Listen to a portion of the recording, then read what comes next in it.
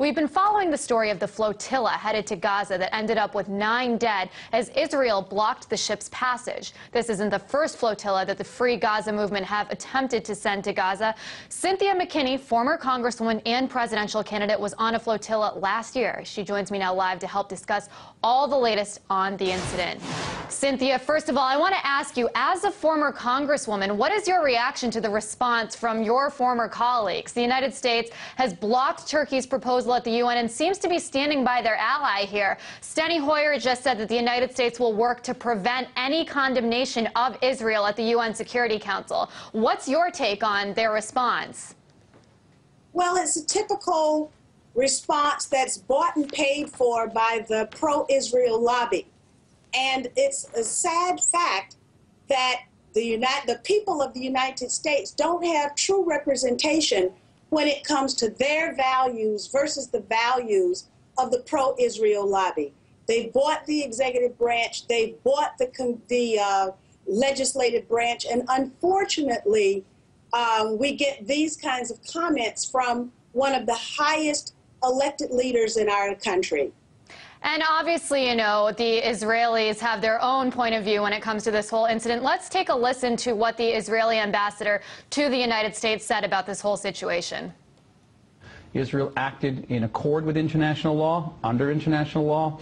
Any state has the right to protect itself, certainly from a terrorist threat such as Hamas, including on the open seas. The United States operated under similar international law when it fought the Germans, the Japanese in World War II and stopped their boats on the open seas.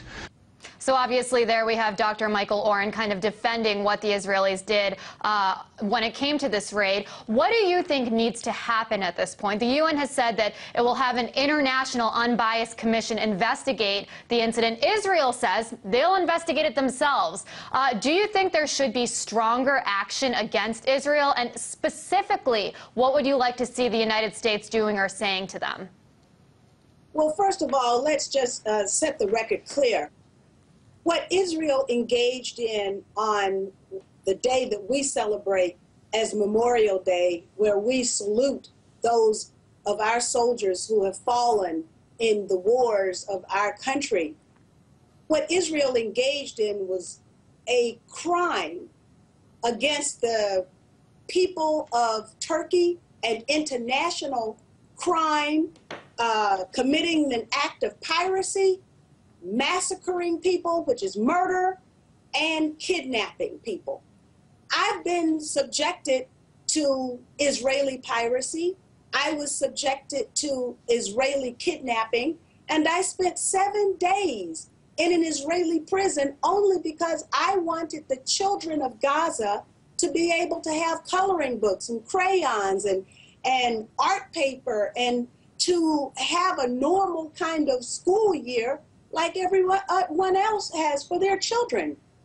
That was too much for the Israeli state. And in fact, Israel said that what we did constituted a threat to its existence. And what I suggest is that if Israel is threatened by olive trees and cement and medical supplies, wheelchairs and school supplies, then Israel is a failed state. Israel is also a nuclear state. It was just last week that we got proof positive in the form of declassified documents